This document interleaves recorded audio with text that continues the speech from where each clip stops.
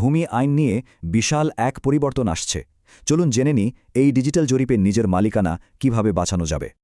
একটা কথা কিন্তু বেশ শোনা যাচ্ছে, ২০২৬ সাল থেকে নাকি রেকর্ড সংশোধনের মামলা আর করা যাবে না। আসলেই কি তাই? এর সহজ উত্তর হল সরকার চালু করছে বাংলাদেশ ডিজিটাল সার্ভে বা বিডিএস, মানে পুরো সিস্টেমটাই বদলে যাচ্ছে। আজকের আলোচনায় থাকছে ২০২৬ সালের ডেডলাইন, জমি সুরক্ষিত রাখতে জরুরি ৫টি নথি, আর সংশোধনের নতুন আইনি পথ কি। এই নতুন ডিজিটাল জরিপের মূল লক্ষ্যই হল একটা 0% ভুলের রেকর্ড তৈরি করা।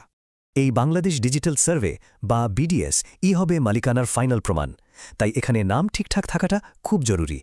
আর এই বিডিএসে নাম তুলতে হলে সিএসএসএ বা আরএস রেকর্ডের নাম একদম সঠিক থাকতে হবে।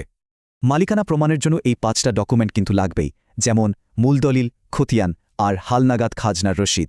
এখন প্রশ্ন হল, যদি কোনো ভুল থাকে, হ্যাঁ, এখনও মামলা করার সুযোগ আছে, তবে হাতে সময় খুব কম। আগে যেখানে একটা মামলা শেষ হতে ৫০-৬০ বছর লাগত, নতুন আইনে সেটা মাত্র ১-২ বছরেই নিষ্পত্তি হচ্ছে। শুধু তাই না, এখন জিমেল বা হোয়াটসঅ্যাপের মতো ডিজিটাল মাধ্যমেও সাক্ষ্য দেওয়া যাচ্ছে। প্রসেসটা অনেক ফাস্ট হয়েছে।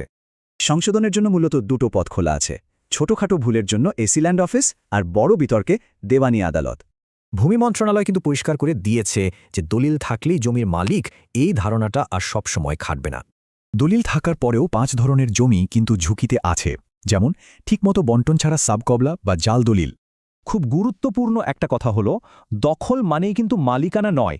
এই নতুন বাস্তবতাটা মাথায় রাখতে হবে। তাহলে ফাইনালি কি করতে হবে?